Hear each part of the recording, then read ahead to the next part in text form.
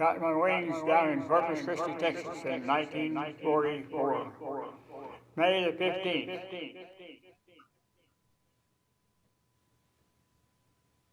We were called to the flight line to investigate an object that was flying over or moving around over this Hanford Ordnance Works.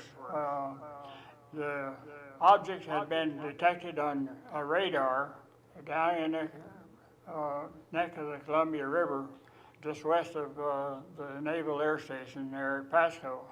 When we got down there, they told us that this bogey was out there right over the Hanford Ordnance Works and directed Lieutenant Commander Brown to take off and challenge him. Ensign C.T. Neal from South Carolina and I stayed on the ground. C.T. went down and got in another F-6F to back up Brown if he needed it. And I went up to the control tower to relay the information from the radar office to Brown. And we talked back and forth. We got Brown up there behind this object, and we asked him what he saw. He said, all I can see is a bright red or reddish-orange fireball right up in front of me. There's no form, no substance to it whatsoever, just a bright light. At the time he started in after it, the radar man estimated the speed was probably around 60 to 70 knots, okay, translated into miles per hour, that's probably 65 to 75, 76 miles an hour. But when Brown got behind it, it started moving away, and he kept getting closer and firing up that F-6F faster and faster and faster.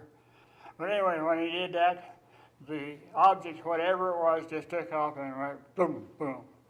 He's clear out of sight, no noise. In the car, he wouldn't have heard it in the F-6F if there was any noise. But that just went off and left him, and he circled up there for, I would say probably half hour, maybe 3/4 of an hour. And nothing ever happened again, but it had headed off into the northwest towards Seattle. So can you tell me a little bit more about what the object looked like? Well, all that object was a fireball. And Commander Brown said that he couldn't figure out what it was. He said it was so bright he couldn't hardly stand it when he was getting closer to it. But he said he soon got out of range where it was nothing more than just a ball of light. There was no form or no noise to it that he could detect.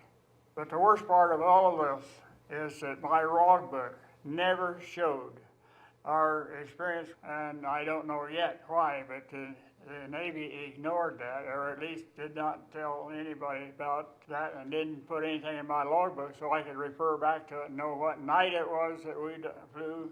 But anyway, it was something else.